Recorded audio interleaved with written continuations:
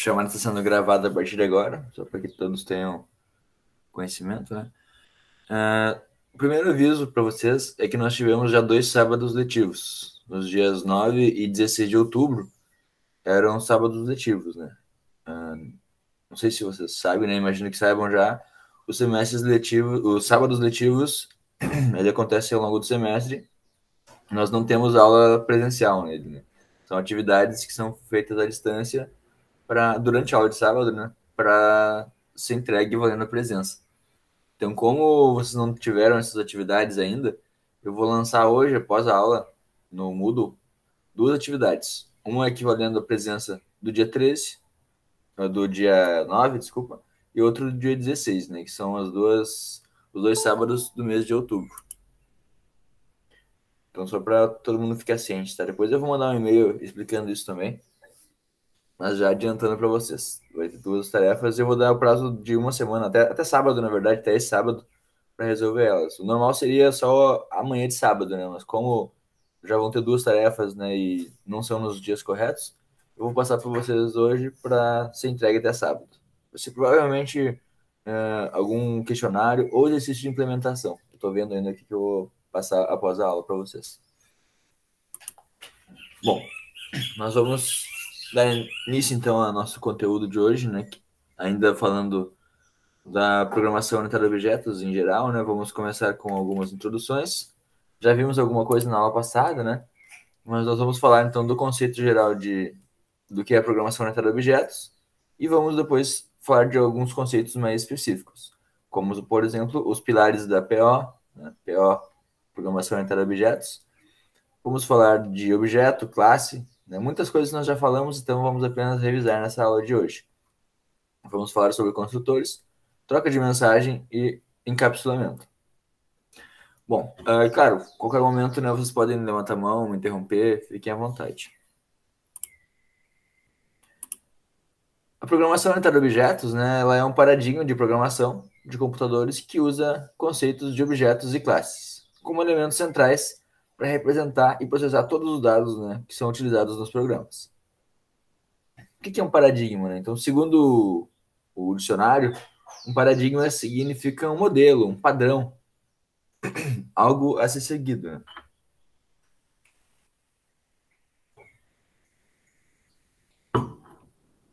Então, assim como nós temos o paradigma, né, estrutural, né, de programação, nós também temos o paradigma orientado a objetos, né, que podemos dizer que é uma evolução da programação estruturada. Então, são algumas recomendações, algumas boas práticas que nós vamos seguir e dá para dizer que é um estilo de programação, estilo orientado a objetos. Então, a PO, né, ela surgiu no final de 1960, não é tão novo assim, né? A primeira linguagem orientada a objetos foi a Simula 68. Depois disso, começou a ser amadurecido, então, né, esse conceito e aprimorado durante a década de 70 pela linguagem Smalltalk. Então, foram as 2 linguagens, né, que deram início à vida da PO.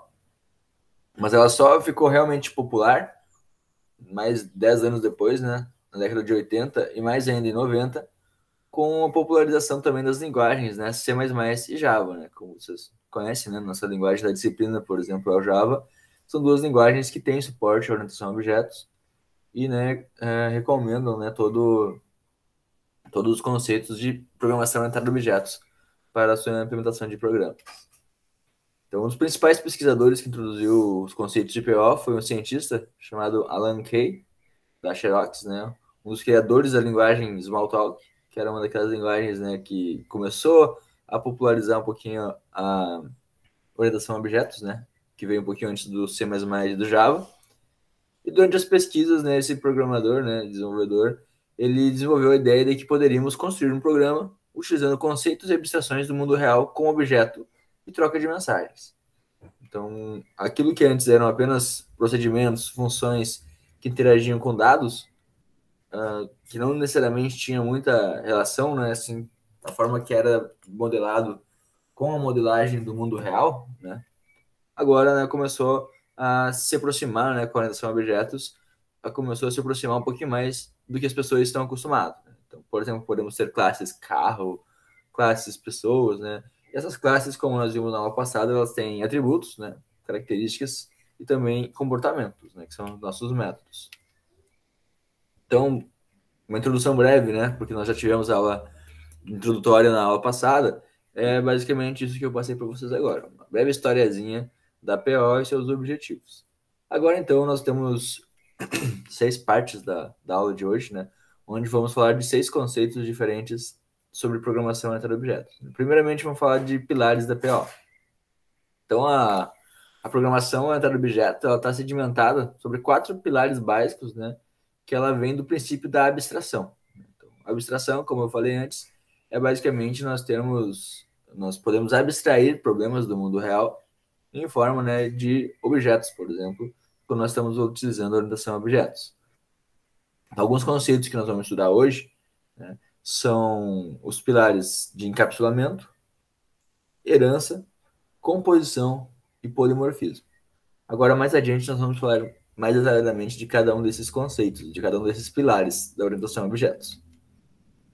A abstração, como eu acabei de falar também, é a capacidade de extrair a complexidade de um sistema e se concentrar apenas em partes desse sistema. Então, por exemplo, se um médico se torna especialista em algum órgão do corpo, por exemplo, o coração, né, um cardiologista, ele abstrai, né, esse conhecimento sem considerar as influências dos outros órgãos e foca apenas nesse órgão. Então, o cardiologista ele vai se especializar fortemente, né, na área, né, nas doenças, nos conceitos relacionados ao sistema, né, cardiovascular, né? Então ele vai conseguir abstrair, direcionar o foco dele para essa área. Não vai se preocupar com o que está fora do escopo dele. Então, a abstração tem a ver com isso, né? Com conseguir abstrair a complexidade do sistema, se concentrando numa parte, né, do escopo específico. Então, para isso, né, existe o conceito de objetos. Então, na programação orientada a objetos, os objetos basicamente eles representam as entidades do mundo real, né, ou computacional, né, através de entidades. Então, se nós observarmos, né, ao nosso redor, vimos várias entidades, né, ou abstrações que nós podemos representar em programa Java através de objetos. Então, as pessoas, seus carros, por exemplo, podem ser vistos como objetos. Eu posso ter um objeto do tipo pessoa, né, ter uma classe pessoa modelando o comportamento e as características de uma pessoa, assim como eu posso ter uma classe carro que modela comportamento e características de um carro, né, do mundo real. E assim é para todo tipo de objeto, né, que está à nossa volta. Então, os objetos, eles possuem os atributos, né, que também podem ser chamados de características. E essas características basicamente servem para identificar, né, um atributo. Então, a classe pessoa, por exemplo, pode ter um nome, CPF, RG, e também tem uma finalidade, né? Então, sempre que eu vou criar um código, né, vou criar uma classe, eu tenho que utilizar para alguma coisa aquela classe, né? Não costumo criar apenas para ela estar lá, para ela existir. Então, se eu vou fazer uma classe pessoa, dependendo do meu sistema, dos meus requisitos, eu vou fazer essa pessoa ganhar algumas ações, como, por exemplo, andar, falar, enfim. Eu tenho algumas finalidades, eu tenho um propósito para que aquele objeto exista. Os atributos, né, ou características, eles, basicamente, né, eles, como eu falei, são um conjunto, né, de valores que descrevem, né, aquela pessoa ou aquele carro. Né? Então, como eu dei exemplo antes, o objeto pessoa pode ter RG, nome, data de nascimento. O carro pode possuir tipo, cor, quantidade de portas, né? Então, sempre que eu vou comprar um carro, por exemplo, eu vou ter uma série de atributos que diferenciam aquele carro específico de outros carros. Né? E os objetos, eles também têm comportamentos associados, né? Podem ou não ter. E podem existir classes, por exemplo, que não têm nenhum comportamento associado. Que são uma classe, geralmente, que serve para modelar, né, as características apenas, só os atributos de determinada entidade do mundo real, mas também, né, nossos objetos eles podem ter comportamentos associados. Então, por exemplo, uma pessoa pode andar, como eu falei antes, correr ou dirigir carros, enquanto o carro ele pode ligar, desligar, acelerar, frear. Então, são comportamentos, né, dessas entidades que, né, na orientação a objetos nós chamamos de métodos. Bom, então, basicamente, os objetos que têm características e comportamentos. características, geralmente também a gente pode chamar de dados, né? Mas o mais comum na orientação a objeto é chamar de atributos mesmo, enquanto os comportamentos, né, também chamado de operações, o mais comum é que se chame de métodos. Então, por exemplo, né, se nós olharmos para esses dois objetos aqui, nós temos um carro e uma pessoa, mas é um carro bem definido. É um carro do tipo Ferrari, eu tenho a placa do carro, tenho a cor, tenho o número de portas, e eu também tenho alguns comportamentos, né? Os métodos, as operações que ele consegue prover para o usuário. Ligar, desligar, acelerar e frear. Então, notem que nós estamos falando aqui de objeto, né, e não de classe, porque nós temos os comportamentos e também os atributos bem definidos, né? Nós temos os valores dos atributos principalmente. Então, o tipo, né, pode fazer parte da classe, né? Tipo, placa, cor e número é a classe que delimita que um carro tem que ter isso, mas o objeto é que vai me dizer se esse tipo é Ferrari, se essa placa é essa, se essa cor é essa, se o número de portas é esse. A mesma coisa para a pessoa. Temos uma pessoa em geral, né? Pessoa genérica, que é a classe, e essa pessoa, quando ela se torna um atributo, quando se torna um objeto, ela começa a ganhar valores, começa a ter valores para os seus atributos, né? Então, a pessoa que tem nome, o objeto é o nome Camila. A pessoa que tem cor de cabelo, o objeto tem a característica negro. O biotipo da pessoa, quando se torna um objeto, recebe o valor magro, né? Então, o carro sempre possuirá atributos tipo, cor e número de portas, né? Então, agora, falando de classe especificamente, nós estamos definindo que todo tipo de carro, né, no nosso sistema, ele precisa ter o tipo, cor e número de portas. Mesma coisa que as pessoas do nosso sistema, cadastradas nos sistemas, sempre vão ter um nome, data de nascimento e possivelmente também um número de registro geral, né, o RG. Possivelmente porque, né, pessoas com determinadas idades, né, crianças, às vezes ainda não têm o seu RG. Então, às vezes eu posso ter modelado o valor na minha classe e não necessariamente aquele valor vai receber, né, aquele atributo, né, não necessariamente ele vai receber um valor no momento que ele se tornar um objeto. Então, às vezes acontece de alguns atributos receberem valores nulos, né, ou simplesmente não receberem o valor. Isso pode acontecer, né, porém, né, eu preciso tratar e deixar meu sistema ciente de que isso pode acontecer. Se eu tentar acessar e manipular, por exemplo, o RG de uma pessoa que não tem RG, que está nulo, o sistema vai simplesmente travar e vai quebrar, né? Porque ele tentou acessar uma informação que não existe, ele vai simplesmente dar aquela mensagem famosa do Java, né, de exceção, que é o null pointer exception. Tentei manipular um dado que não está inicializado. A pessoa tem RG, mas o meu objeto pessoa não tem RG. Então, para isso não acontecer, eu tenho que tratar exceções. Mais à frente nós vamos ver como fazer isso, mas já adiantando para vocês que é uma preocupação, né, que todo mundo tem que ter quando pensa em instanciar, né, objetos a partir de classes. A modelagem, né, e programação de um conjunto de objetos que possuem características e comportamentos, ou seja, atributos e métodos, ela é feita no PO usando o conceito de classe. Então, né, como nós acabamos de falar, cada classe funciona como um molde para a criação de um objeto. E os objetos são vistos como representações concretas, que principalmente na orientação a objetos, né, ou na própria Java, nós chamamos de instâncias da classe. Então, sempre que nós vamos ter uma Ferrari, por exemplo, aquela Ferrari é uma instância da classe carro, né? Assim como a Camila é uma instância da classe pessoa. Então, isso aqui nós podemos dizer que é uma classe.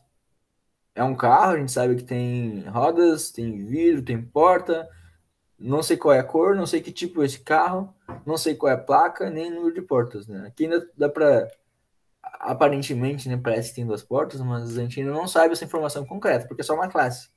Então, se eu pegar esse modelo, esse projeto de carro aqui e transformar ele num carro, eu posso variar o número de portas, a placa, a cor, tipo. Então, isso aqui é basicamente só base para construir um carro. A construção do carro em si, né, o carro real mesmo, vai ser um objeto. Detalhe, né? Mesmo que eu tenha dois objetos, né, dois carros exatamente iguais, né, com o mesmo tipo, mesma cor, mesma placa, mesmo número de portas, cada um desses carros vai ser um objeto diferente, tá? Então, os objetos normalmente eles têm identificações, né? Então, a placa, por exemplo, é algo que vai identificar ele unicamente, mas se eu tivesse dois objetos, dois carros, por exemplo, com a mesma placa, eles seriam objetos diferentes, né? Provavelmente ilegal, né? Clonado um deles, mas seriam objetos diferentes em relação à linguagem de programação Java, né? Ou, enfim, na orientação a objetos. Então, se nós pegarmos, né, a mesma classe, nós podemos criar um Porsche cinza, com aquela placa, com aquele número de portas, ou uma Ferrari vermelha, com aquela outra placa e com 4 portas, né, em vez de 2. Então essa é a principal diferença que eu quero que vocês entendam, né, entre classes e objetos. A classe não serve para organizar, né, no sentido de guardar objetos, e sim ela serve de modelo para construção. Então, o que realmente vai guardar a informação, né, são os objetos. A classe ela apenas vai dar modelo, ela vai dar formato, ela vai ser um molde para a construção desses objetos. O modelo define as características e também comportamentos que aquele objeto vai possuir. Então, podemos dizer também que a classe ela é abstrata, ou seja, a classe não existe concretamente, eu não posso tocar nela. Eu não posso tocar num carro, apenas no carro. Eu só vou poder tocar num carro se esse carro for instanciado. Se ele for uma Ferrari, ok, eu consigo tocar na Ferrari. Eu consigo tocar, né, no Chevette, enfim, na instância da classe. Mas só no carro, antes de se tornar uma instância, eu não consigo tocar. Ele não é algo concreto. Se nós criássemos, né, a classe em Java, nesse caso, acho que todos já pegaram, né, com a nossa aula anterior, a forma, né, de criar objetos em Java. Mas, de qualquer forma, depois eu vou pôr isso aqui no nosso Moodle, nessa aula de hoje. Então, vocês vão poder repetir esses experimentos aqui, né, esses códigos, para conseguir, né, acostumar um pouquinho mais, caso alguém ainda precise exercitar, né, essa coisa de como criar uma classe, criar atributos, métodos e tal. Então, só dando um exemplo aqui, né? Se nós tivéssemos aquele carro que nós vimos antes, aquela classe modelada, nós teríamos aqui, né, uma classe de acesso público com o nome carro, né?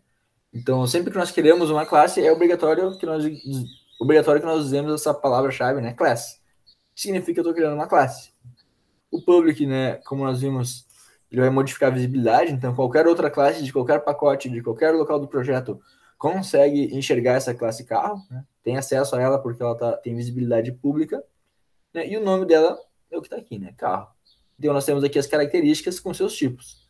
Tipo, cor e placa são do tipo string, né? São textos, enquanto que o número de porta é do tipo inteiro, né? Então, é isso aqui, né? Esse conjunto de atributos dentro dessa classe define basicamente a estrutura de um carro.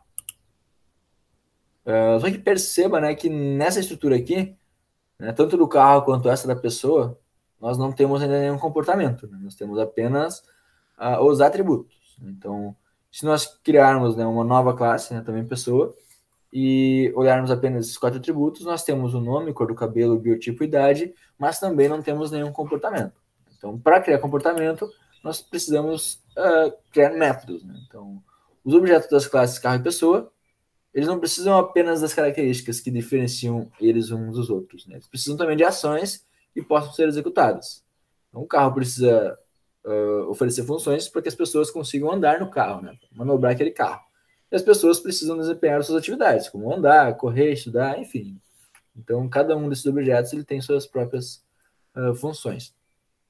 Então, nós vimos que os métodos básicos, né, que nós criamos para qualquer tipo de classe em Java, né, principalmente, ou enfim, a orientação a objetos em geral, são aqueles getters e setters, né, que são os métodos modificadores, né, dos nossos atributos. Então, por exemplo, nós temos uma dos atributos é o string color, string cor, né, a cor do carro, e nós vamos ter 2 métodos, né, um que vai modificar o valor cor e um que vai recuperar o valor cor, né? Então, o void, né, do setCore significa que o retorno desse método aqui é vazio, é void, não vai retornar nada, e a ação dele, né, o setCore, né, seria definir, né, setar é definir, ou enfim, atribuir uma cor para esse carro, e com o parâmetro ele vai receber uma string cor. Então, basicamente, ele vai pegar o this, que significa este, né, este cor, né, a cor deste carro, então, referendo à classe, né, que pode ver que a cor aqui, né, vai ficar em verdinho, assim como o atributo da classe que está em verde também. Então, sempre que eu uso this, eu estou me referindo ao cor da classe, né, diferente do que essa segunda cor aqui, que eu me refiro à variável local dentro do método, que é a cor, né, então, que vai ser por parâmetro. Então, pode ver que eu tenho a mesma variável, o mesmo nome 2 vezes, né, cor e cor, mas uma delas eu estou dizendo que é o this.cor. Então, a cor desta classe vai receber o valor de cor, né, que eu estou recebendo neste método, beleza? Então isso aqui é o método 7. Né? Nós já vimos também na aula anterior, mas só para revisar mesmo e reforçar para vocês. E também temos o método getCore, né, que vai basicamente ter como visibilidade pública, né, também. Assim como o de cima, faltou o public aqui, mas ele também seria um public. Esse de baixo também, ao invés de ser void, né, ele vai ter um retorno do tipo string, porque notem que em cima eu passo um parâmetro porque eu quero que ele salve a cor. Só que eu não tenho nenhum retorno. Eu só quero inserir uma cor no meu carro. Embaixo é o contrário. Eu não passo nada como parâmetro. Então, get cor. Só quero saber a cor. Não passo nada como parâmetro. Não informo nada de informação. Porém, eu estou dizendo que eu espero receber como retorno uma cor. Uma string, né?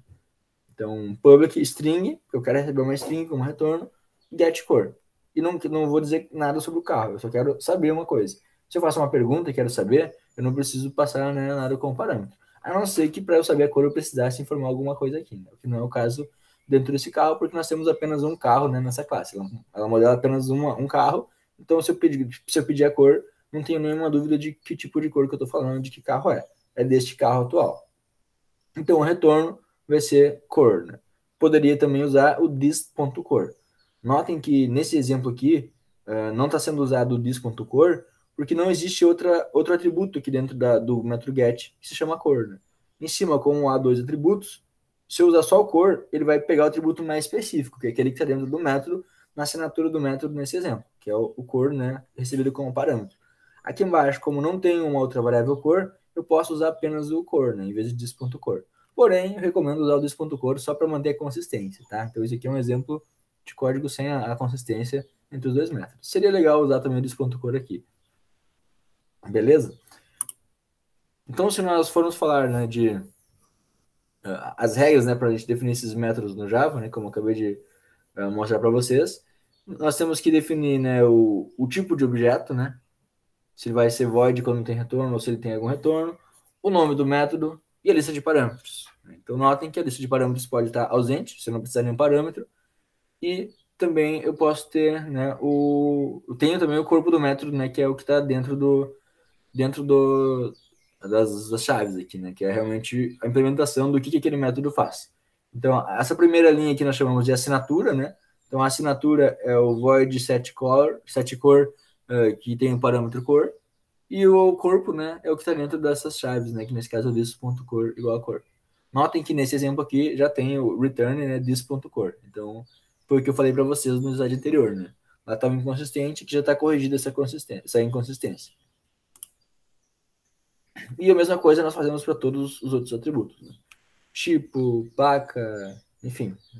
E o que vai mudar de um método para outro é que nós temos que sempre cuidar, né, o tipo de dados, né, o tipo de retorno e também o tipo de parâmetros que nós vamos passar. Então, o que vai diferir aqui, basicamente, é o número de portas, né, que é um inteiro. Então, em vez de passar uma string quando eu dou 7 num portas, eu vou passar um inteiro.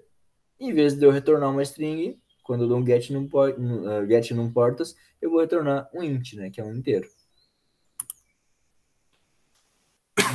Essa atividade também não vai ser necessária fazer, porque nós já fizemos a atividade para entregar, né, na última aula.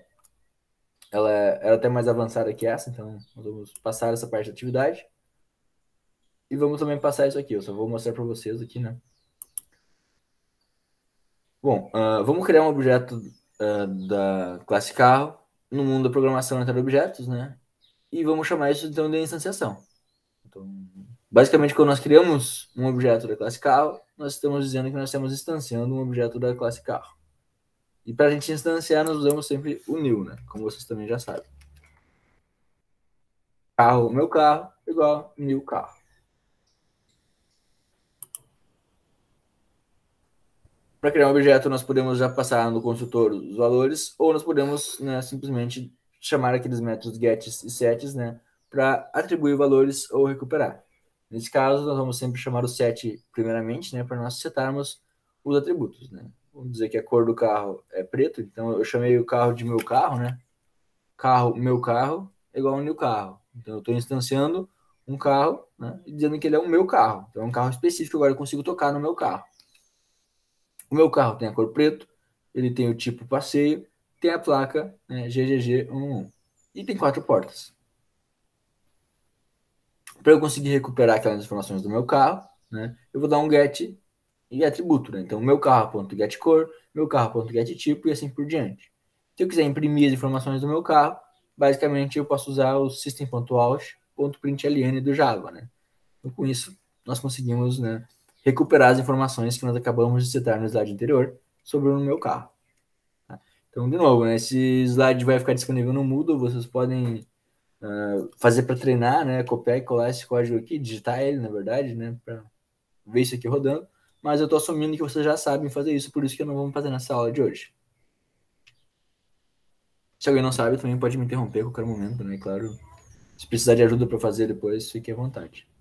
Eu só estou assumindo isso porque nós já tivemos uma atividade, né? Então, eu acho que vocês já estão nesse nível, né? De saber fazer essa atividade aqui, né? Instanciar uma classe e atribuir valores e recuperar de volta.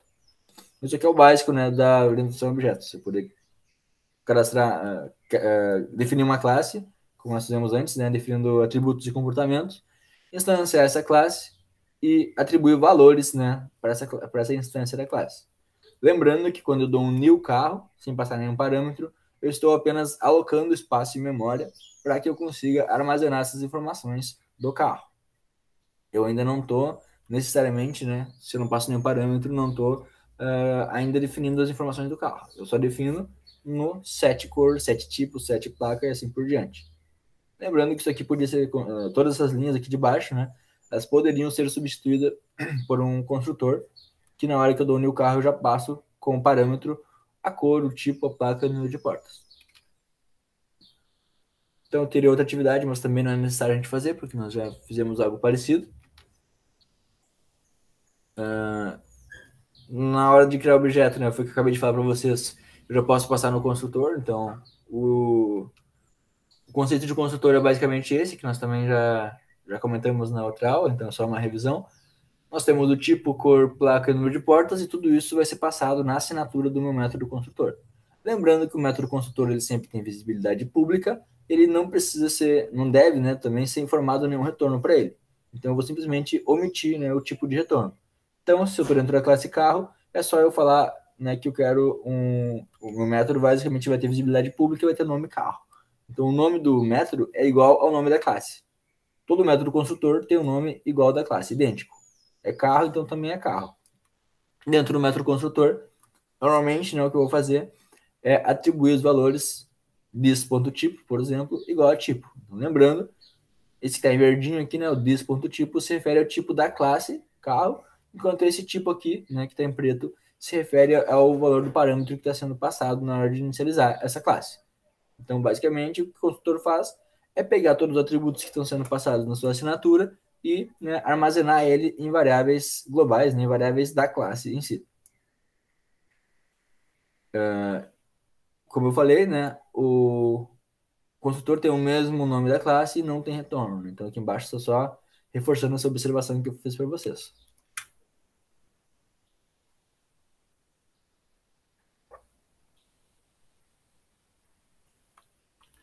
Então, naquele exemplo, né, onde nós tivemos que dar os sets para definir as cores do carro, nós podemos, né, quando o objetivo é fazer isso, é setar, definir os atributos posteriormente, depois que a instância já está criada, o meu construtor pode ficar vazio, né? Como esse exemplo aqui em cima. Então, quando eu não tenho um construtor definido, ele assume automaticamente, né? Então, por padrão, ele se cria esse construtor vazio. Vou ver que o carro não faz nada e não recebe nada. Então, quando eu dou um new carro, sem passar nada, ele vai automaticamente chamar esse construtor aqui. Se eu não tenho ele no meu código, né, eu posso criar para definir, né? Porque às vezes eu posso definir alguma instrução para ser executada no momento que eu dou um new carro. Se eu já quero inicializar com os atributos, uso a segunda opção aqui, então, com a inicialização dos valores. Beleza? Normalmente se usa essa segunda opção, tá? Primeira é só em algum caso específico mesmo, que tu precise primeiro instanciar, para depois pegar de alguma fonte de dados e de alguma forma alterar esses atributos. Mas o normal é tu já instanciar quando tem todas as informações daquele objeto. Né? Então, tem duas formas de eu construir, né? Eu posso construir através do carro new carro, né? Ou meu outro carro, new carro com os atributos. Então, das duas formas, o meu método ele teria, né, a mesma, o meu carro, né, ele teria a mesma estrutura. A diferença é que se eu faço de cima, eu preciso dar os sets manuais, né? O resultado, né, se eu imprimir, vai ser igual.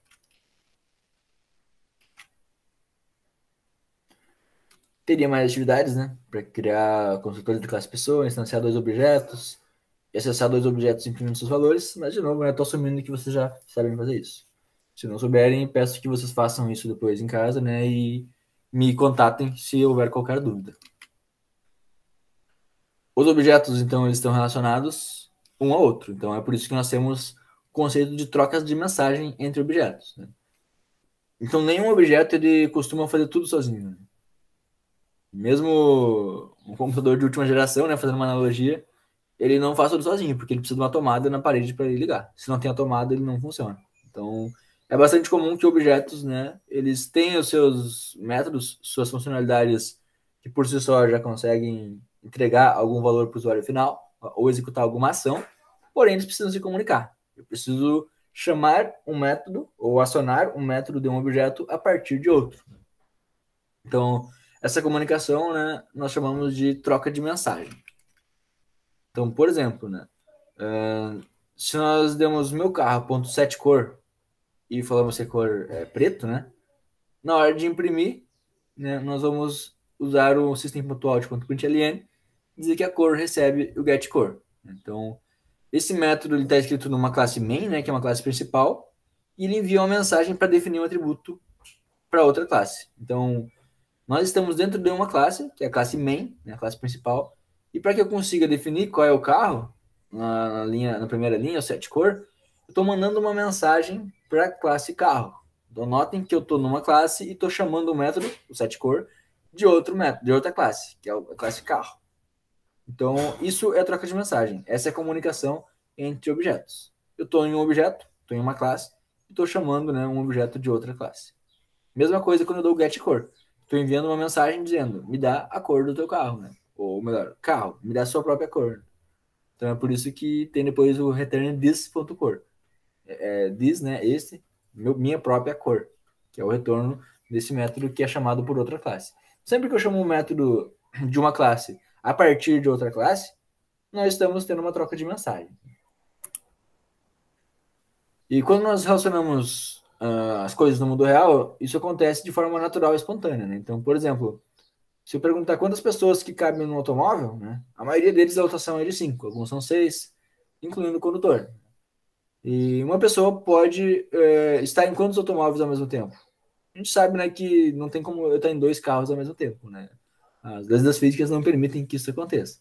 E na hora de criar isso no Java, né, ou na orientação a objetos, na hora de modelar isso, nós podemos definir esses relacionamentos, né? Esse relacionamento, né, de eu posso estar em apenas um carro, ou o carro pode ter 5 pessoas. Então, esse tipo de relacionamento, nós conseguimos modelar ele através de uma linguagem chamada UML, que nós vamos estudar nas próximas aulas, e também, né, definir isso no nosso código Java. Então, por exemplo, né, se um automóvel ele serve para muitas pessoas, nós podemos dizer que eles têm um relacionamento de um para muitos. Um automóvel cabe muitas pessoas, né? Pode ser 5, pode ser 6, mas é mais de um. Então, sempre que for mais de um, na prática, a gente chama de muitos. Em outras situações, vimos que um marido é para uma mulher e somente uma esposa. E a mesma coisa ao contrário, né? Uma esposa é apenas para um marido. Então, nós podemos dizer que essas duas entidades, elas vão ter um relacionamento de um para um. Então, diferente do um para muitos, que é um automóvel recebe múltiplas visitas, né? Múltiplos tripulantes. Um casamento, por exemplo, tem uma esposa e um marido. Um marido e uma esposa. Então, é um para um. Então, outra combinação também pode ser possível, que seriam muitos para muitos, né? Quando nós temos, por exemplo, o computador e impressora. Então, se eu tenho uma rede aqui, né, e tenho várias impressoras em rede, e tenho vários computadores, qualquer uma das impressoras ela pode receber, né, documentos de qualquer um dos outros computadores. Então, eu tenho muitos computadores que podem enviar, né, para muitas impressoras diferentes. Então, a relação entre computador e impressora é de muitos para muitos. Se nós vamos ligar, então, a classe carro com a classe pessoa, né? E aí, então, essa parte depois é legal que a gente já faça de exercício, mas eu vou deixar depois no final da aula. A classe carro, né? Então, ela basicamente ela pode ter uma pessoa, né? Que é o seu dono. Então, é uma relação de um para um. O carro pertence a uma pessoa. Então, se eu olhar para a pessoa, ela pode ter até mais de um carro, né? Mas nessa relação específica aqui do carro, esse carro específico com a pessoa, com o seu dono, ele tem apenas um. Né? Então, apenas um único dono. Então, para que isso aconteça, né, eu vou deixar dentro da classe carro o atributo pessoa.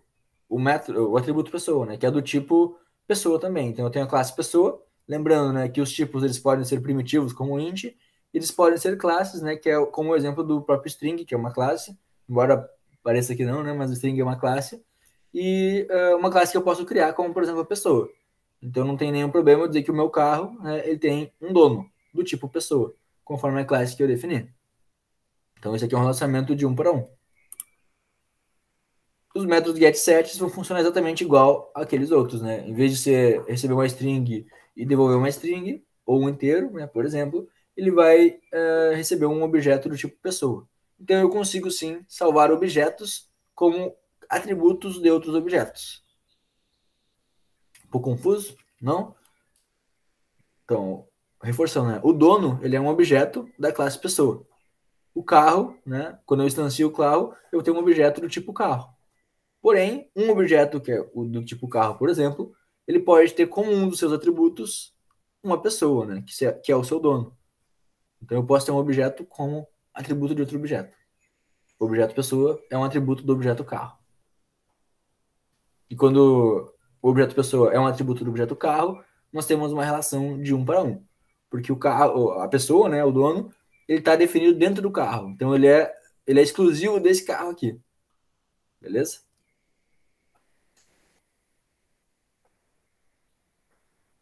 Tem uns exemplos aqui, né, depois para vocês fazer, né? Eu vou deixar atividade, mas vocês podem usar esses códigos como base, né, para ajudar vocês a resolver essas atividades. E nós temos então esse relacionamento, né? Nós já tinha mostrado alguns códigos para vocês antes. Basicamente agora nós vamos ter um novo atributo que é o dono do carro, né? Que é aquele que nós acabamos de ver, né? Que podemos adicionar então na classe pessoa, na classe carro. Então basicamente depois que nós já temos o carro, já temos a pessoa, nós vamos dar um set dono pessoa.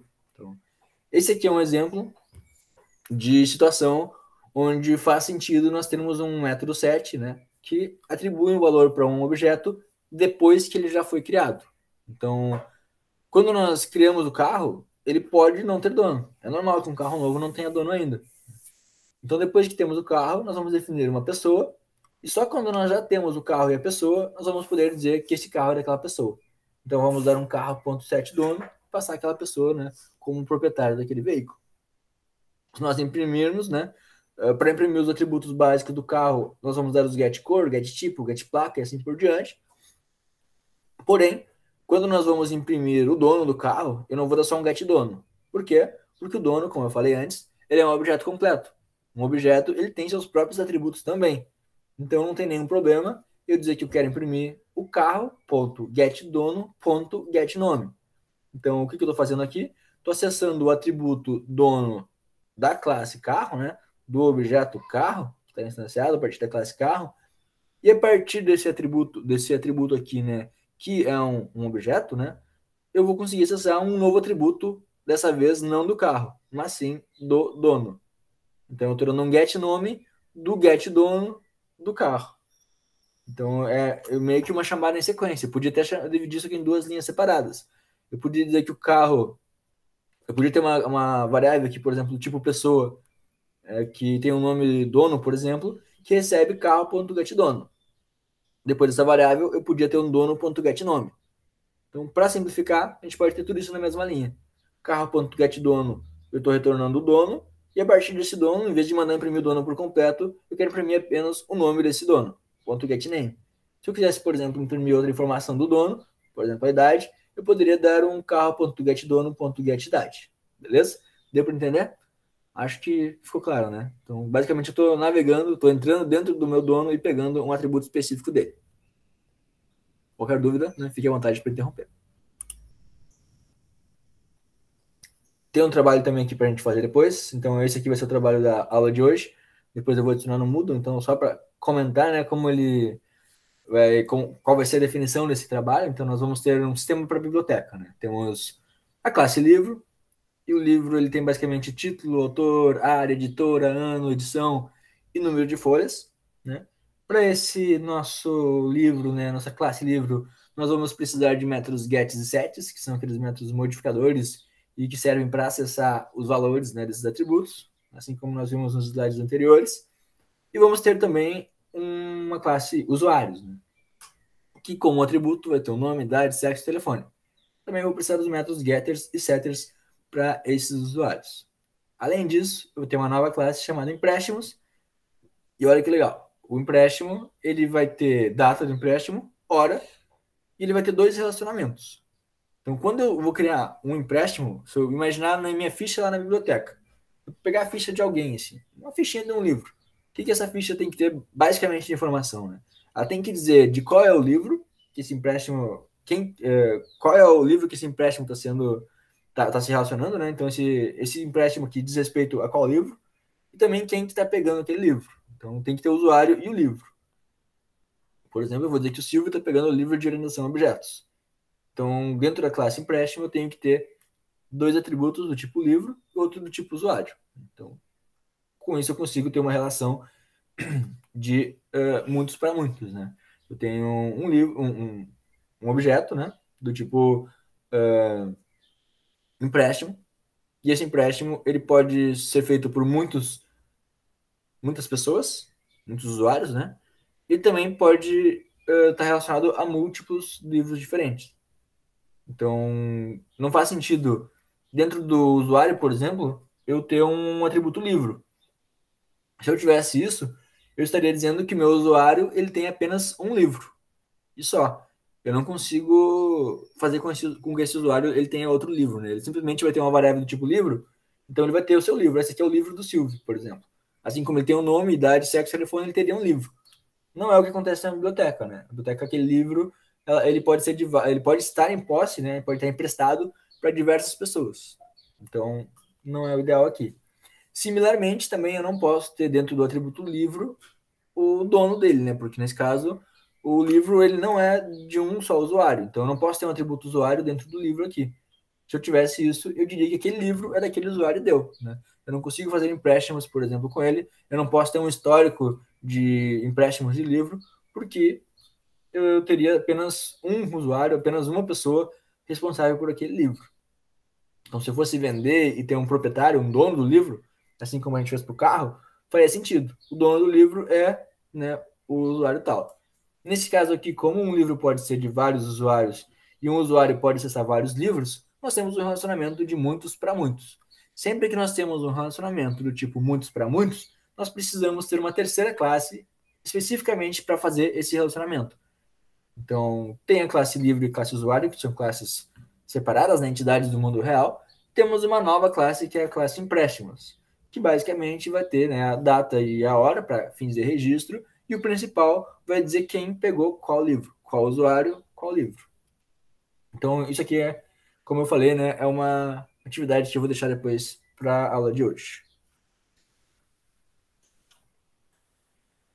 E falando de troca de mensagem, né, nós podemos ver que os sistemas orientados a objetos, eles precisam de métodos mais complexos que verifiquem a validade dos dados.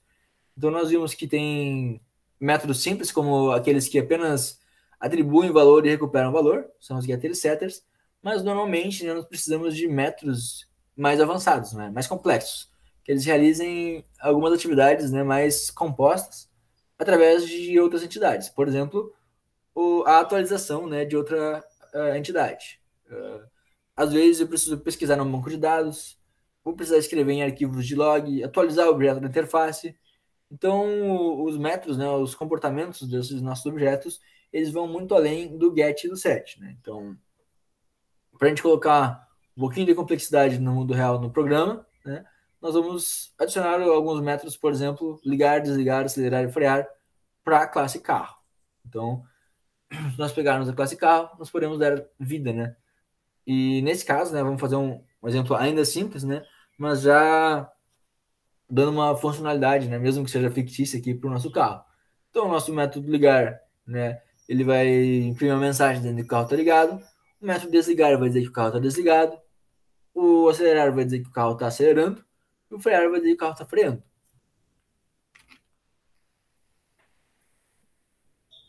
Se nós adicionarmos então a classe carro um atributo câmbio, né, nós vamos conseguir dizer qual marcha que aquele carro está atualmente. Então, o câmbio ele pode armazenar, né, um inteiro, por exemplo, do tipo um atributo câmbio, né, do tipo inteiro que vai armazenar então qual é a marcha atual do carro.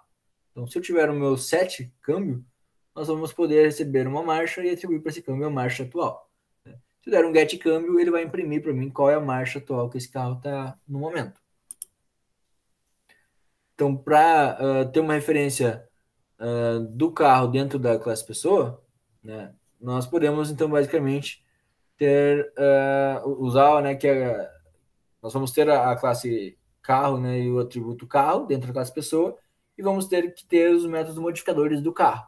Então, vamos ter que ter um get e um set carro dentro da classe pessoa para conseguir, então, definir qual é o carro daquela pessoa, né, e recuperar que carro aquela pessoa tem.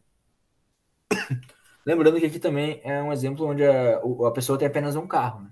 Se ela tivesse múltiplos carros, ou se ela pudesse alugar vários carros, nós teríamos que fazer algo similar àquele sistema da biblioteca, né? De muitos para muitos. Então, esse é um exemplo onde realmente eu estou dizendo que aquela pessoa tem apenas um carro. Nós podemos adicionar outros métodos para aquela pessoa para interagir, então trocar mensagem com o seu carro. Então, se eu tiver um método ligar carro dentro da classe pessoa, esse método ele pode interagir, né, com a nossa classe carro através do método ligar, né, que quem provê é a classe carro. Então, notem que o ligar carro ele faz parte da pessoa, porque quem liga o carro é a pessoa, porém o carro ele pode ligar. Né? Então, quem oferece a funcionalidade de ligar é o carro. Então, notem que aqui a gente está aumentando um pouquinho, bem levemente, né, gradualmente, a nossa complexidade do nosso programa. Então, o nosso desligar carro, que quem faz é a pessoa, ele vai chamar a função de desligar do carro. Né? Então, seria o virar a chave. A pessoa vira a chave, o carro, né, vai fazer com que o motor funcione. Então, cada um tem a sua funcionalidade e com isso nós conseguimos definir responsabilidade, né? Então, um dos conceitos, né, da organização de objetos, uma das vantagens de se usar, é que nós conseguimos dividir as responsabilidades de cada um dos objetos de acordo com as responsabilidades do mundo real. Então, se eu tiver um problema daqui a pouco na hora de ligar o carro, eu posso ver se o problema está na chave, né? Se a pessoa não está virando a chave, por exemplo. Então, seria um problema dentro do ligar carro. Mas, se quando eu ligo o carro, né, ele faz o barulho ou dá aquela mensagem de carro ligado, se aquela mensagem não apareceu por algum motivo e eu chamei esse método de ligar carro, eu vou ter que ir lá, então, na classe carro, verificar o que está acontecendo com o meu método. Né? Posso ter algum bug lá. Então, com isso, eu já consigo, né, ir ajudando o meu próprio desenvolvedor a dar manutenção também para esse código, além de, claro, né, organizar, né, ele de forma clara. Imagina se a própria classe pessoa tivesse toda a funcionalidade de ligar carro, né? Como ficaria bagunçado isso? Toda a implementação que está aqui dentro. Claro que aqui nós temos um exemplo bem simples, onde o ligar carro é só uma mensagem. Né? Mas imagine que tivesse algum cômputo matemático, tivesse um controle do quanto de gasolina vai ser injetado e tudo mais. Né? Não compete a classe pessoa ter todo esse processamento. Né? Compete a classe carro. Então, quando eu vou criar a classe de um carro, lá eu espero que tenham todas essas funcionalidades mais complexas que deem vida, né, que deem comportamento para um carro. Se eu olho a classe pessoa, eu espero que a pessoa ela fale, ela ande, que a pessoa até ligue o carro, mas que ela não vai ter implementação, ela não vai precisar conhecer o código que funciona dentro de um carro, ela não precisa conhecer os detalhes do motor. É só eu ter uma interface, né, que é o ligar carro, né, ou no caso aqui, o carro.ligar. Mesma coisa, né, para os outros atributos. Né? A pessoa ela não precisa se preocupar com o disco do freio para o carro frear. Ela apenas vai chamar carro.frear. Né? Então, basicamente, nós temos uma interface da classe carro, que é o frear aqui. Né? Vamos então para o nosso main, né? Nossa classe principal. Para que a gente consiga fazer isso, né, que eu estou mostrando para vocês, nós vamos chamar classe pessoa.setCarro, atribuir um carro para aquela pessoa, e a partir disso nós conseguimos manipular, né, o carro através da classe pessoa. Então, se eu der um pessoa.ligar carro, né, automaticamente eu estou chamando aquele método que é o carro.ligar, que está dentro da pessoa. E assim por diante. A pessoa ela pode setar a marcha 1, a pessoa pode pôr a marcha 2, a pessoa pode pôr a marcha 3 e assim por diante. Ela pode acelerar o carro. Então, são alguns exemplos aqui, né, de troca de mensagens. Nós temos a classe carro, a classe pessoa, as duas estão interagindo, trocando mensagens para que eu consiga realizar algumas operações um pouquinho mais complexas, adicionando simplicidade, né? Então, se um de vocês for pegar o meu código para dar manutenção, né, vai conseguir ver que a pessoa ela simplesmente faz coisas que pessoas fazem. A pessoa não faz, ela não faz o carro andar em si, né? Ela vai virar a chave. Não faz o carro parar, ela vai apertar o freio. Mesma coisa aqui para as demais mensagens, né? Então, o que nós podemos ver é que no nosso método main é uma mensagem enviada para o objeto pessoa, que por sua vez repassa essa mensagem para a classe carro, né? E a classe carro sim vai fazer a execução da ação final desejada. Então, notem que aqui é um exemplo bastante simples, onde nós temos uma classe principal, né, com o método main. Essa classe, né, esse método, vão enviar uma mensagem para a classe pessoa e a pessoa vai mandar para a mensagem carro, né? Então, se nós olharmos um pouquinho para essa estrutura e pensarmos um pouquinho mais a fundo, né? Ok, nesse caso, assim, se tivesse alguma funcionalidade do carro dentro da pessoa, ia ficar um pouco ruim, assim, mas ia dar para entender, tá? Tudo bem. Agora, imagina que essa pessoa, né, no dia a dia, além de ligar um carro, ela liga um liquidificador, ela liga um notebook, ela anda, ela trabalha. Quantas coisas essa pessoa vai fazer? Quantas ações essa pessoa vai disparar, né, durante o dia? E se eu tiver todas essas ações implementadas apenas na classe pessoa, eu vou ter um monstro, né? Um código enorme que vai ser horrível de entender. Daqui a pouco dá um erro, eu não sei onde está aquele erro, porque está uma bagunça o código, que é bastante diferente de eu ter um objeto para cada responsabilidade. Então, quando nós falávamos antes da programação estruturada, né, no paradigma estruturado, era bastante comum que nós tivéssemos uma classe, né?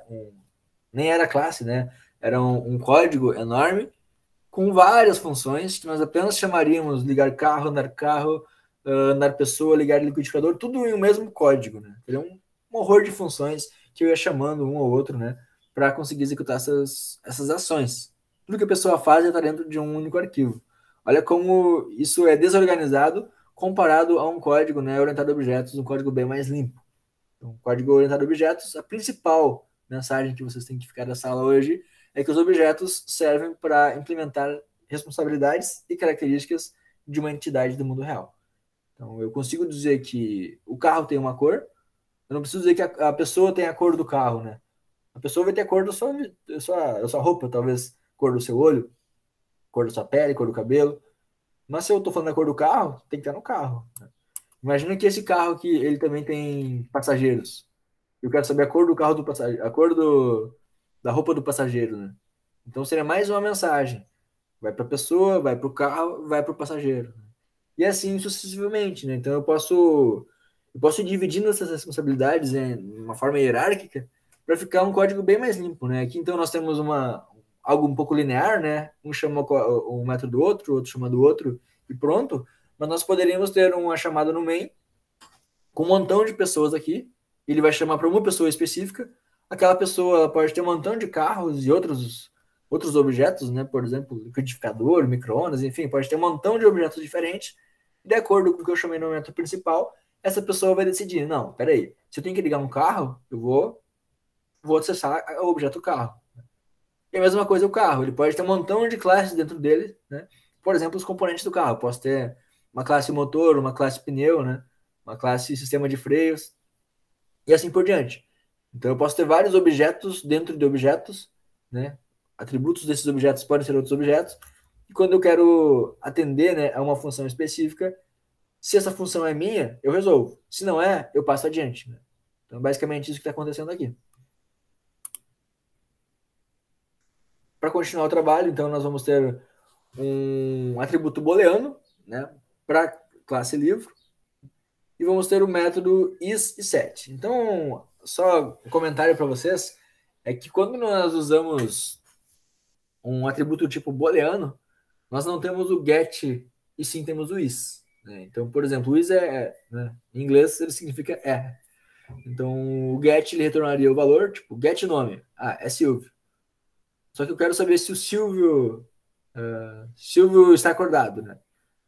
Então, Silvio está acordado, eu vou dar não preciso dar um get acordado. Eu posso usar um is acordado, né? Então, o is, né, do verbo to be é ser ou estar. Então, nesse caso, is acordado, está acordado? Se o retorno for true, verdadeiro, né? Sim, ele está acordado. Se for false, ele está dormindo, entendeu? Então, é só uma observação aqui, né? Muitas pessoas, provavelmente, se fosse digitar na mão, poderiam colocar um get acordado, né? A convenção, né, o correto para um método que retorna um booleano, que é verdadeiro ou falso, é sempre o is ao invés do get. O set é igual, tá? Não muda nada.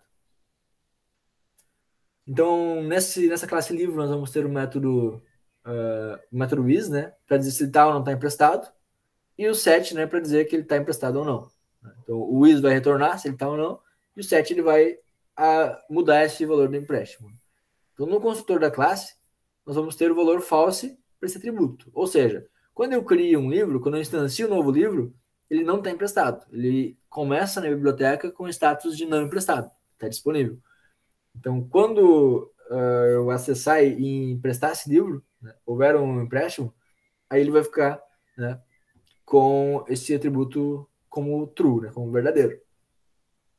Mas aqui nesse caso, né, então o que a gente vai fazer é inicializar ele com valor falso e vai criar métodos para abrir e fechar o livro, escrevendo uma mensagem, né, dizendo que o livro está aberto ou fechado para leitura. É similar àquele exemplo do andar carro, né, e frear carro. Se eu chamar o abrir livro, eu quero que ele imprima para mim livro aberto, né? Se eu fechar, livro fechado. Beleza. Então nós temos também nossa classe usuário. E a classe usuário ela vai chamar um método da classe livro. Então, ela vai mandar uma mensagem para a classe livro dizendo ler livro, né? O método ler livro ele vai estar dentro da classe usuário, mas ele vai mandar uma mensagem, né, pro livro dizendo que ele está sendo lido. Então, na classe empréstimo, nós vamos ter um atributo chamado devolver livro. Esse devolver livro ele vai mudar de volta, né, com que o atributo empréstimo ele seja true.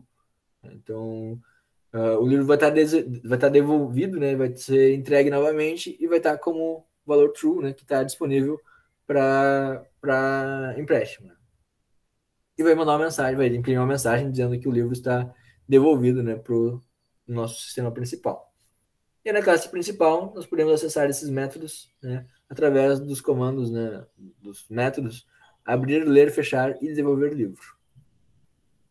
Isso tudo vai ser na classe empréstimo. Né? Então, notem que aqui nós vamos ter algo similar àquele exemplo do carro. Tem o exemplo do carro que está implementado para vocês aqui, né? E tem agora o exemplo do livro, que ele é algo similar ao carro, porém é algo que, né, vocês vão fazer. A saída tem que ser algo assim. Vocês vão ter o livro, vão ter os valores, né, do qual é o nome do livro, o usuário que pegou aquele livro, a data, né, que ele foi emprestado, e vamos ter o controle, né, de quando ele foi aberto para leitura, quando foi fechado, né, o usuário está lendo o livro e quando ele foi fechado, né, então aberto, lendo, fechado e depois devolvido.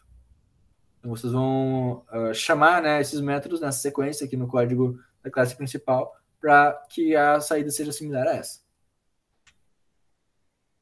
Para finalizar agora então essa aula de hoje, vamos falar um pouquinho de encapsulamento. O encapsulamento é algo que na prática nós já falamos um pouquinho antes, então ele deriva, né, do conceito de uma cápsula que ele vai proteger, né, algo que está em seu interior para que o mundo externo, né, ele consiga acessar de forma controlada aquilo que está lá dentro. Por exemplo, um medicamento. Né? O medicamento ele tem aquela cápsula, em volta dele para evitar, né, que o organismo absorva, né, aquele medicamento, aquele conteúdo, antes dele chegar no local, né, no estômago, por exemplo, onde ele tem que ser, de fato, absorvido. Então, esse mecanismo de proteção de encapsulamento de uma cápsula de medicamento é similar ao encapsulamento na orientação a objetos. Então, com isso, nós conseguimos desenvolver programas com maior qualidade e flexibilidade para mudanças futuras. Né? Então, se nós tivermos os nossos métodos gets e set, por exemplo, nós vamos conseguir encapsular os nossos dados, né, e ocultar detalhes que nós não queremos exibir para algumas classes externas. Então, como nós vimos nos slides anteriores, as classes elas podem se comunicar entre si e acessar métodos de outras classes, né? Então, quando ela consegue acessar métodos de outra classe, ela consegue também manipular dados de outras classes. Então, graças ao encapsulamento, nós podemos ver que as classes oferecem apenas os serviços que elas devem oferecer, né, para que quem vai utilizar elas consiga utilizar elas. Então, por exemplo, né, uma classe, pegando os exemplos que eu dei anteriormente, uma classe carro, ela vai oferecer a opção do usuário ligar o carro, né? Então, carro.ligar. Ok, é um método que deve ser acessado pela classe pessoa. Agora, a partir desse ligar o carro, né, várias outras funcionalidades dentro do carro podem acontecer, podem ser chamadas pelo próprio carro para que ele seja ligado. Por exemplo, girar motor, injetar gasolina e tudo mais. Esses métodos, eles não devem ser acessados pela pessoa por si só. Então, se esse método vai estar implementado na classe carro, eles devem ser métodos com visibilidade privada, para que a pessoa não mexa diretamente na gasolina e no motor do carro. Ela tem que apenas oferecer, né? Ela tem que apenas utilizar, na verdade, o serviço oferecido pelo carro, né? Que seria o ligar o carro. Então, nós não visualizamos nesse caso, né? A pessoa não visualizaria nesse caso, como o carro seria ligado. Ela não precisa conhecer a implementação, o código interno do carro, né? Isso é bom porque a pessoa, primeiro, não precisa se preocupar, né, com quem vai desenvolver a classe pessoa, não precisa se preocupar com o que a classe carro tá fazendo para ligar o carro. Então, se eu vou desenvolver a classe pessoa, eu tenho que ligar um carro, eu só vou chamar carro.ligar e deu. O que vai acontecer daí para frente é responsabilidade da classe carro, né? Então, se um outro desenvolvedor, por exemplo, fosse desenvolver o carro, é ele que vai definir, né, como que o carro vai andar, como o carro vai ligar e tudo mais. Então, no fundo, né, o encapsulamento da classe ele acaba definindo um contrato que determina quem faz o quê, né? Então, no mundo exterior, nós temos exatamente essa mesma definição. Então, quando nós abstraímos um problema do mundo real para a orientação a objetos, né, nós podemos fazer essa mesma analogia. De cada classe, né, cada objeto vai ter a sua responsabilidade. Então, se nós olharmos essa figura, podemos ver que um objeto, né, que possui característica de encapsulamento, ele fica protegido numa cápsula. Basicamente é isso. Nós temos o objeto, temos as funcionalidades e atributos que ele tem, né, a linha amarela, por exemplo, a implementação de uma classe, nós chamamos de objeto, e esse objeto ele vai ser acessível, né, externamente por uma cápsula, por uma ponte que vai ligar o mundo exterior a esse objeto, que se chama de interface. Então, com a interface, nós conseguimos ocultar e proteger os outros objetos que não têm interfaces, né? Então, os detalhes da implementação daquele objeto eles não precisam ser conhecidos, apenas por quem vai implementar na prática aquela interface.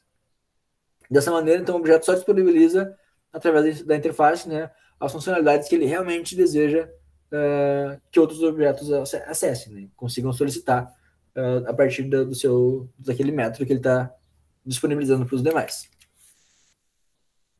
Então, como eu falei antes, né, o objeto do tipo carro, né, ou automóvel, ele vai disponibilizar para a pessoa algumas coisas, como, por exemplo, a direção e parte da sua interface.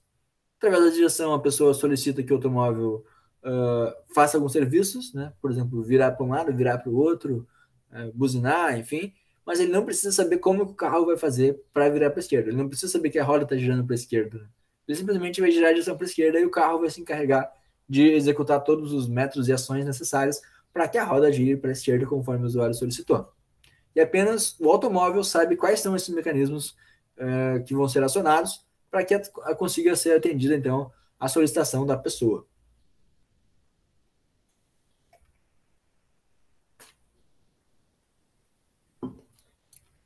Então, nesse caso, quem está fazendo, né, o encapsulamento, né, é o objeto automóvel. A característica de encapsulamento está aplicada ao objeto automóvel, pois ele consegue ocultar todo aquele detalhe da implementação, né, para os serviços oferecidos por ele mesmo para a classe pessoa. A pessoa não conhece profundamente, né, o que acontece para o carro virar e tudo mais. Então, como isso acontece na prática, né, na linguagem Java, por exemplo, é através dos modificadores de acesso, que é aquilo que eu já adiantei para vocês antes, né? Público, privado, protegido e tudo mais. Então, nós temos, na verdade, algumas palavras-chave que são reservadas na linguagem Java, que a sua utilidade é permitir ou proibir o acesso a atributos ou métodos de classes. Então, eu posso aplicar isso tanto para classes, para objetos, quanto... desculpa, eu posso aplicar isso tanto para atributos quanto métodos, né, de uma classe. Então, se eu definir como público, tanto o atributo ou o método que está recebendo essa visibilidade pública, ele pode acessar por qualquer outra classe, né? Então, normalmente, alguns métodos eles têm acesso público, né, outros privados, mas atributos é difícil haver um caso onde o atributo precisa ser acessado de forma pública, né? Porque normalmente nós usamos aqueles getters e setters, né, que são os métodos de acesso público, né, visibilidade pública, que modificam os atributos. Então, por esse motivo, né, os atributos costumam ser de acesso privado apenas para a própria classe, que é o segundo exemplo, né, o segundo item ali. O acesso privado, né, o atributo no método ele pode ser acessado apenas pela sua própria classe, ele não consegue ser acessado por nada externo, né? Já o protected, né, que é o acesso protegido, ele funciona parecido com o private, né? Só que exceto para que as classes filhas ou derivadas, porque elas também conseguem acessar os atributos do método. Então, se nós temos, por exemplo, a pessoa, e essa pessoa, eu tenho uma classe filha, né, que é o funcionário, por exemplo. Então, o funcionário, que é um tipo de pessoa, né, ele estende a classe pessoa, e depois a gente vai falar de herança, de estender e tudo mais, mas basicamente para vocês entenderem, né, então se nós temos algumas funcionalidades, né, alguns métodos e características que são de uma pessoa, e nós temos depois um tipo de pessoa específico, que é um funcionário de uma empresa, nós podemos usar o extend, né, podemos herdar atributos e comportamento dessa pessoa na classe funcionário, né. Se esses atributos tiverem acesso privado, eu não consigo acessar a partir do funcionário. Porém, se esses atributos forem protected, né, eu consigo acessar, né, todas essas informações através dessas classes filhas. Então, sejam atributos ou métodos, né, eu consigo acessar através da classe filha. Beleza? Então, essa é a motivação, né, para usar o protected. Temos o packages ou o friendly, né, que são atributos e métodos que tem esse nome, né, quando eles não possuem modificadores. Ou seja, eles são atributos e métodos declarados sem modificadores. Isso significa que podem ser acessados por todas as classes pertencentes ao mesmo pacote. Então, se nós não temos modificadores, nós conseguimos deixar que todo mundo que está no mesmo pacote consiga acessar, né, aquele objeto, né, aquele atributo. Ou método, né? Atributo ou método. Então, alguns exemplos práticos disso, né? Para eu guardar, então, uma data e uma anotação importante em uma agenda, eu vou criar um novo projeto chamado Agenda, né? Não vai ter a classe principal por enquanto. Nós vamos clicar com o botão direito do mouse em cima do pacote padrão, né? Onde vai estar o nosso código, né, inicial. E vamos adicionar uma nova classe chamada Agenda. O código da agenda vai ser basicamente, inicialmente, né, os seus atributos, dia, mês e ano e uma string anotação. Depois vamos ter um método também, anote, que ele serve para, né, anotar naquele dia, naquele mês, naquele ano, uma nova anotação. Então vai definir uma string para aquela data específica. Nós precisamos ver se aquela data da anotação é uma data válida, né? Então não podemos deixar que a nossa agenda receba registros em uma data fora, né, de um período que seja um período válido. Se for uma data contrária, né, a nossa anotação é uma anotação inválida. Então, para que isso aconteça, nós podemos ter um método chamado validar data. O validar data ele vai verificar, né, se aquela data é válida. O que é uma data válida? Eu posso ver se o dia ele é maior que zero, né, ou menor que 31. Ou seja, se o dia for menor que zero, né, e aí que nós temos o operador lógico ou, né, que são essas duas barras do Java, né? Se nós temos que o dia é menor que zero, ou o dia for maior que 31, ou se o mês for menor que zero, ou se o mês for maior que 12, já sabemos que essa data é inválida, né? Então, são algumas validações que a gente pode fazer, por exemplo, para verificar se uma data é válida. Se o dia está no intervalo entre 1 e 31, e se o mês está entre 1 e 12. Né? Notem que aqui é uma simplificação, é claro que nós poderíamos validar o ano também, nós poderíamos ver se o mês atual tem 30 dias ou 31. Então dá para fazer uma validação bem mais elaborada. Mas nesse caso, né, nós estamos fazendo algo bastante simples, apenas para vocês entenderem que se eu der um anote, né, se eu chamar o anotar, né, o anote, nosso método ele vai ter um validar data, né, que ele vai verificar se a anotação foi ou não inserida. Então, todo método, né, que ele tem o seu modificador, né, como privado, público, e tudo mais, ele pode, a visibilidade, né, pode ser controlada através desse modificador. E para que eu consiga, ao invés de simplesmente acessar o atributo e inserir uma anotação aqui, né, eu posso controlar essa anotação através desses métodos, né, de validação. Então, por exemplo, se eu não tivesse esse valida data, né, e se eu tivesse essa anotação como público, eu poderia simplesmente, através do meu método principal, do meu main, né, dizer que essa anotação tem um determinado valor e deu. Ninguém ia validar se o ano, o mês e o dia são corretos ou não. Ele simplesmente ia atribuir para o campo da anotação aquele valor que eu passei. Se eu tenho um método como esse, validar data, ele vai substituir, né, o valor da anotação por anotação não inserida, data inválida. Então, quando nós formos mostrar a anotação, né, nós vamos ver que essa anotação ela não vai estar inserida, então não vai ter o valor original, né, que foi passado no valor anote. Isso acontece, né, porque nós temos o nosso validar data, né, esse método que ele vai substituir, vai sobrescrever o valor da nota com um aviso, né, de que está inválido quando ela estiver inválida. Então, esse é o motivo, né, por padrão, eu deixar com visibilidade privada esses atributos, né, para que outras classes não consigam modificar da forma que bem entenderem, e sim apenas da forma que deve ser modificada, que é, por exemplo, apenas uma anotação ser inserida quando ela tiver uma data válida.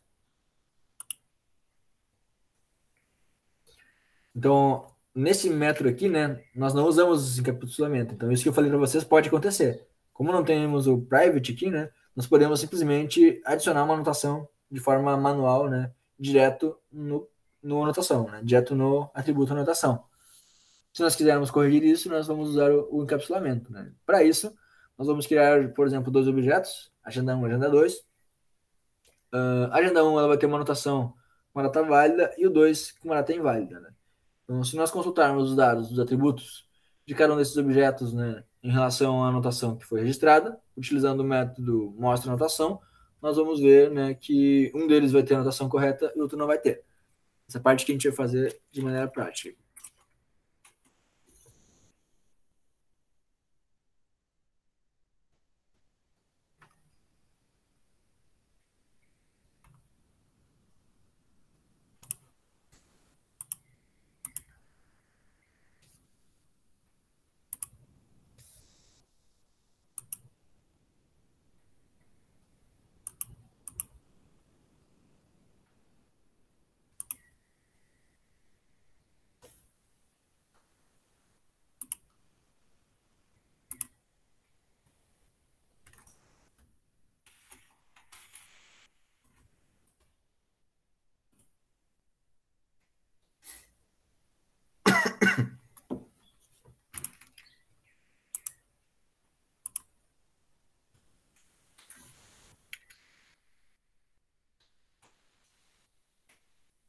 É uma classe agenda, vai ter dia, mês e ano e anotação.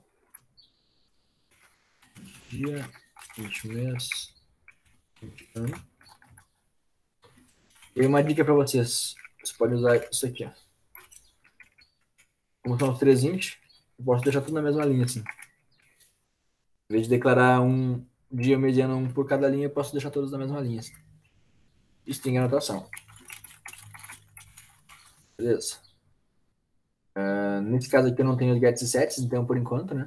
Nós temos apenas o método anote. Método void anote.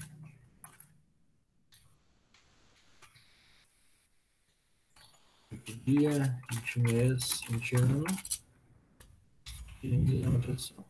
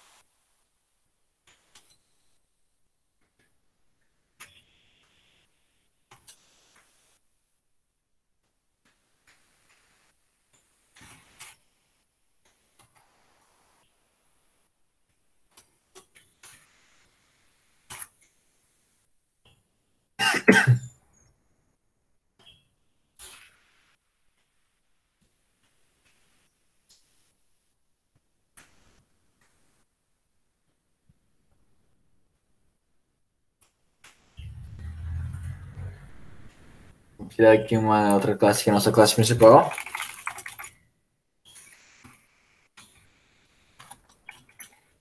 PSVM, né? Lembrando, é o atalho para quando está ativo o admin, que é o nosso método principal.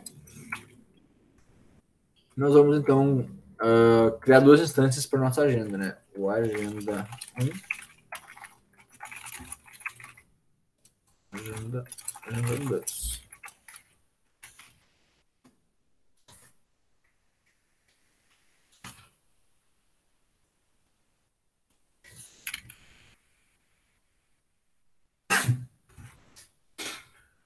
Então, nós vamos, na agenda 1, nós vamos inserir um dado, né, com a nossa anotação válida, com a data válida, e no agenda 2 vai ter uma data inválida. Então, por exemplo,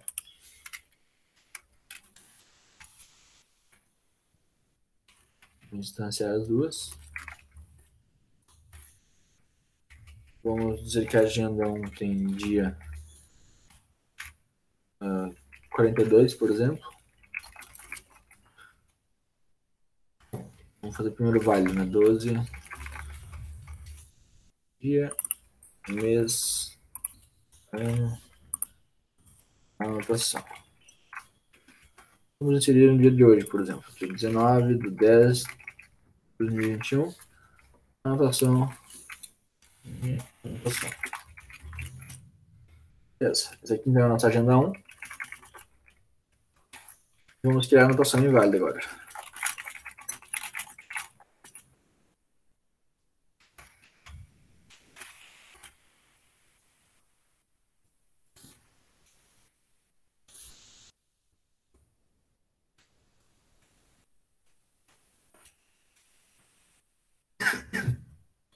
Mesma coisa, só que vamos pôr no mês 14, que é o mês que não existe. Vamos chamar o agenda 1 ponto mostra anotação.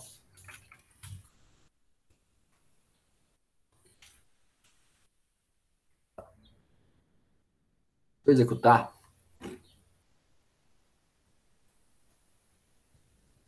As duas coisas vão estar corretas, né?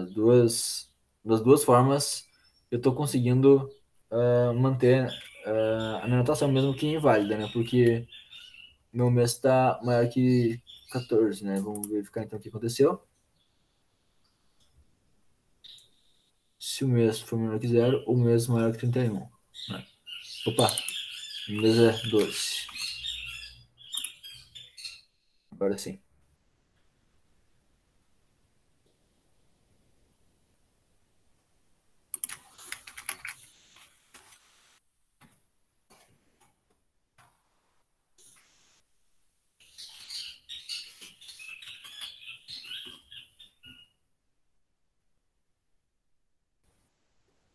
Ah, eu não chamei metro validar data? Chamei metro validar data.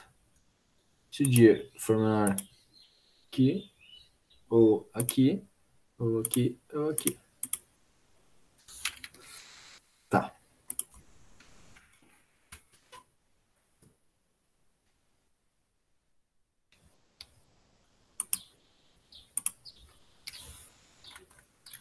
Beleza. Então nós temos a data, uma com a data válida e outra com a data inválida, né? Então vamos mostrar o dado, né? E vamos ver que utilizando esse método, por enquanto as duas estão o valor, né? Ainda não está encapsulado. Já vamos ver o porquê. Então, se nós criarmos nosso main, que nós acabamos de criar agora, e pedirmos para anotar os dois, né? O esperado é que o segundo, né, ele dê erro, né? Ele mostre, né, que a anotação não está inserida. Então, alguma coisa quebrou na sua validação aqui. Vamos olhar nosso if. Se o dia for maior que 0 ou o dia maior que 31,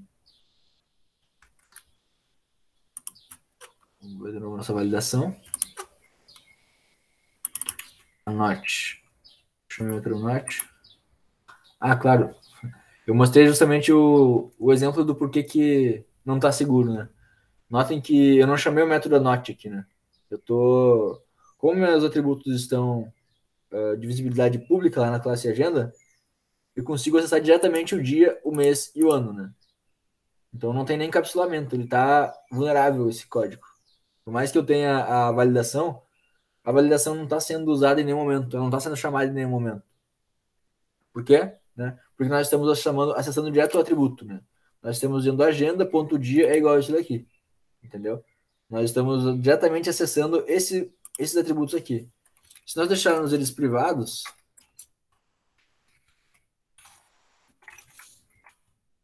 já parece que tem problemas relacionados, né? Se nós formos ver quais são os problemas, é justamente o que a gente fez, né? Então, notem que agora nós temos encapsulamento. Então, essa operação aqui, que permitiu que eu inserisse um registro na minha agenda com a data inválida, ela está sendo proibida agora. Está dando um erro, eu não consigo nem compilar meu código mais. Qual é o erro? O dia tem acesso privado na classe agenda. Então, eu não consigo mais adicionar uma anotação dessa forma. Como é que eu vou fazer para anotar, então?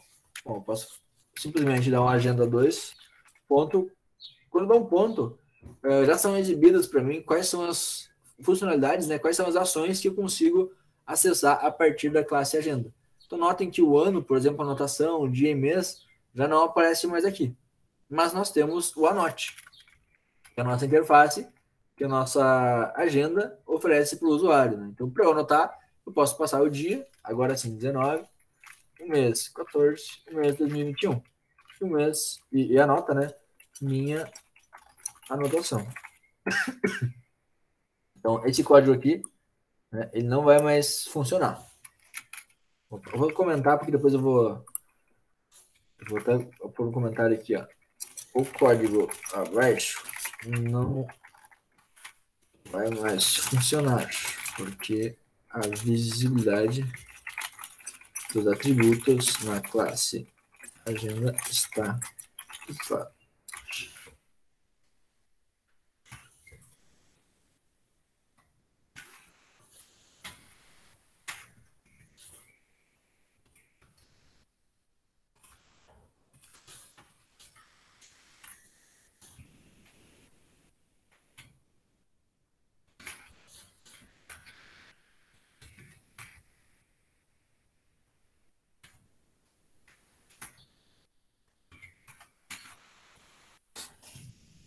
Então, eu vou deixar comentado, né? Porque não vai mais funcionar. Se eu tiver essa mesma coisa aqui em cima, né? também não vai funcionar. Quero a mesma chamada para o agenda 1 e para anotar isso, a mesma coisa, porém com a data válida e executar. Agora sim, vamos ver que no primeiro caso a anotação foi inserida com sucesso, né? 19/10/2021, enquanto no segundo caso ela não foi inserida, porque deu data inválida. Então, eu mostrei aqui, acabei mostrando o exemplo invertido do slide, né? No slide nós veríamos primeiro isso daqui, né? E depois nós veríamos que é possível burlar isso daqui. Eu acabei burlando logo de cara aqui, né? Então, mas agora eu estou mostrando que dessa forma é a forma segura, é a forma com encapsulamento. Então, se alguém ficou com alguma dúvida, se ficou confuso, pode ficar à vontade para abrir o microfone, levantar a mão. Nem precisa levantar a mão, pode abrir o microfone e falar. Ou mandar no chat se não quiser falar. Lembrando que está sendo gravado, né? Então, quem não quiser falar durante a gravação pode escrever, mas também fica aberto aí para quem quiser falar, não tem problema. Então, esse é o propósito, né? Esse é o motivo de nós termos o encapsulamento. Nós estamos encapsulando, estamos protegendo o campo nota e também os demais campos, né? Porque nós não conseguimos mais acessar agora a partir da classe principal, que é a interface do usuário, né? O sistema do usuário que comprou o sistema, por exemplo, para agendamentos, ele não consegue mais, né, fazer operações que não compete a ele. Então, ele não pode simplesmente escrever uma anotação, né, em qualquer dia. Ele só vai fazer isso se a agenda permitir. Então, nós temos uma regra de negócio, né, que é a agenda permitir que a data seja válida, ou ela exigir, na verdade, que a data seja válida. Então, se a anotação for feita na data inválida, a anotação simplesmente não vai acontecer. Bom, beleza. Então, esse aqui é o nosso exemplo.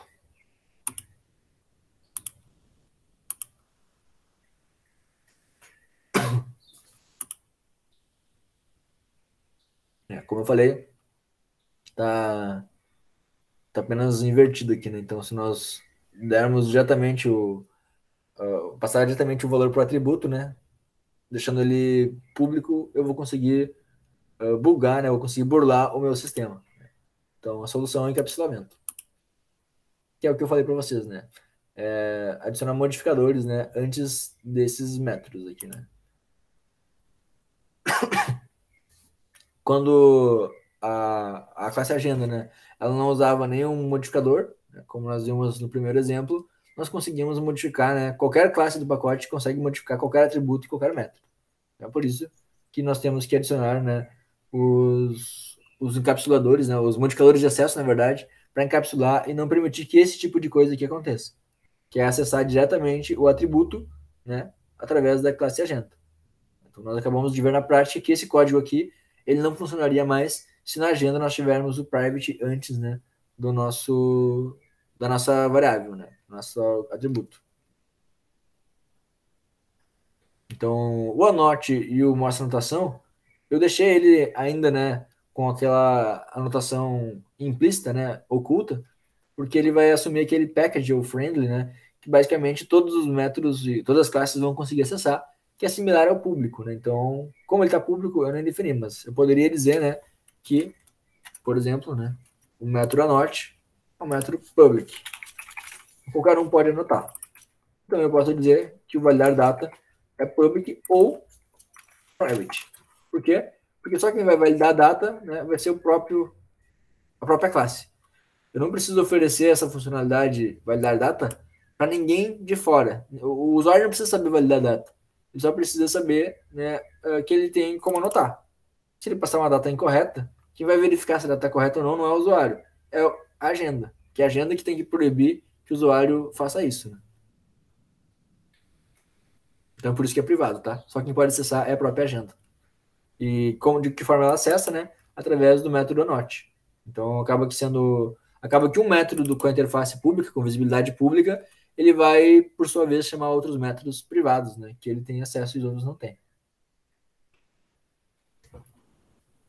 Nesse caso aqui, né, nós temos o mostra anotação também, que é um outro método que ele pode ficar público, porque qualquer pessoa pode verificar a minha anotação, né? Então, é um método de acesso público. Se a pessoa tem acesso à minha agenda, ela consegue ver as anotações dela. Então, isso aqui seria o que a gente acabou de fazer, né? Já privado tudo lá em cima, A classe ela vai ficar com visibilidade pública, então a gente pode modificar isso também na nossa classe. Já tá. Acabei já criando antes com visibilidade pública. Mas, então ela também funcionaria assim, tá? E aí segue aquele mesmo propósito. Qualquer parte do projeto consegue, né, acessar porque está de forma friendly, né? Então, deixando public fica visível, né, de forma pública. Como nós vimos no nosso próprio código, né, isso aqui vai deixar de funcionar. Então, se nós deixarmos a visibilidade privada, né, não conseguimos mais acessar através de outras classes. Então, só o método anote agora é a única forma de modificar esses dados através do método anote. E com o método validar data, a gente consegue garantir, né, que aquele método, o método anote, né, ele vai conseguir manipular de maneira correta os atributos, né, não vai entrar nenhuma data inválida. Aqui depois tem mais algumas atividades, né, que é então para fechar a aula de hoje, que é para pegando, né, toda a aula de hoje, né, nós fomos criando algumas classes, né, tem alguns exercícios em várias etapas, que é criar a classe carro, pessoa, né, que nós já temos antes, que o primeiro exercício que eu passei para vocês antes já considera elas, e a partir daí nós temos alguns exercícios com encapsulamento, né, a partir dessas classes. Então, além disso, nós podemos adicionar o encapsulamento na classe empréstimo livre usuário, né, que é o nosso segundo exemplo, e sem consultar o nosso material, né, o ideal seria sem consultar, mas como é algo remoto, né? Esperaria que vocês conseguissem me explicar agora, pelo menos, né, por microfone, o que é, então, o que vocês entendem por encapsulamento, para que serve e como aplicar. Alguém conseguiria responder isso agora? Se arriscaria? Acabamos de falar, na verdade, né? Qualquer um que estava prestando atenção no que a gente falou agora vai conseguir responder, né? O que é encapsulamento? O que você entende por isso? Lembrando que a participação vale pontinho, né?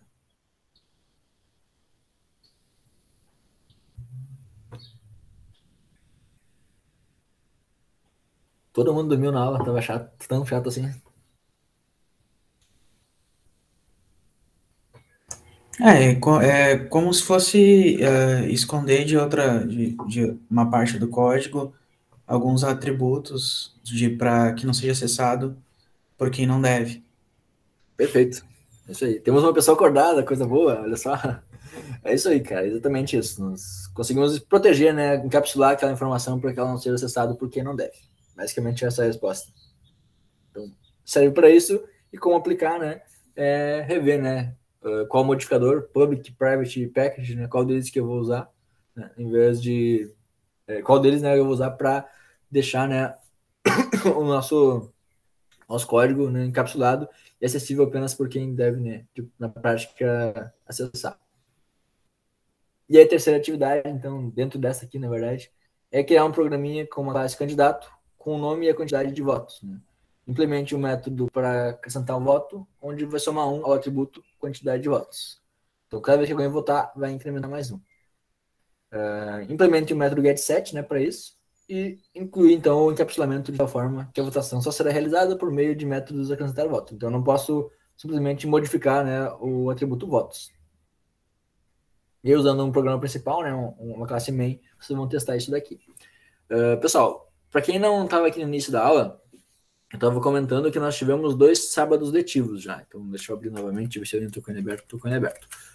Nós tivemos dia 9 e 16, né, deste mês de outubro, foram sábados letivos. E como vocês acredito que já saibam, né, ou não, sábados letivos nós não temos aula síncronas, são apenas atividades que valem a presença. Né? Então, como eu não passei para vocês, normalmente o que vai acontecer em sábado letivo? Eu vou passar a atividade para ser feita no sábado mesmo. Né? Então, vai ter das 8 da manhã até as 11h45, se não me engano, para realizar aquela atividade. Como já passaram 2 sábados e nós não tivemos atividades nesses sábados, e nós precisamos registrar a presença, talvez vocês até estejam assustados, né? Que eu falei um monte de atividade para a aula de hoje. Então, o que eu vou fazer é dividir as atividades da aula de hoje, na verdade, em 3 atividades. Então, tudo que eu passei até agora vão ser 3 atividades.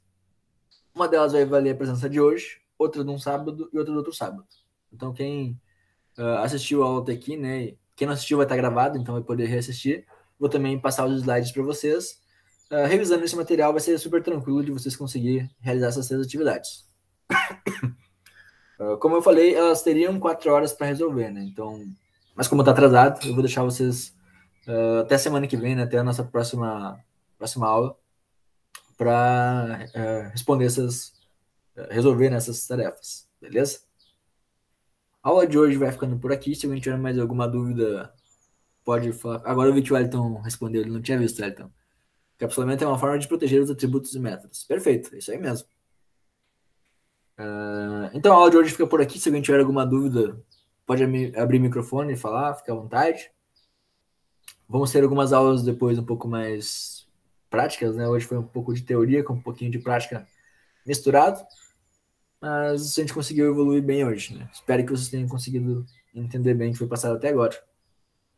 Lembrando que nas quintas e sexta nós temos horário de atendimento, quinta pela tarde, sexta pela manhã, né? Quem quiser marcar atendimento para rever alguma coisa do conteúdo que não ficou bem clara, ou enfim, né? Qualquer tipo de dificuldade, é só enviar e-mail, né? Para o meu e-mail que está no Moodle e a partir daí marcar, né? Então, agendar esse atendimento. Se ninguém tem uma dúvida, a aula acaba por aqui, vocês estão liberados. Obrigado a todos aí.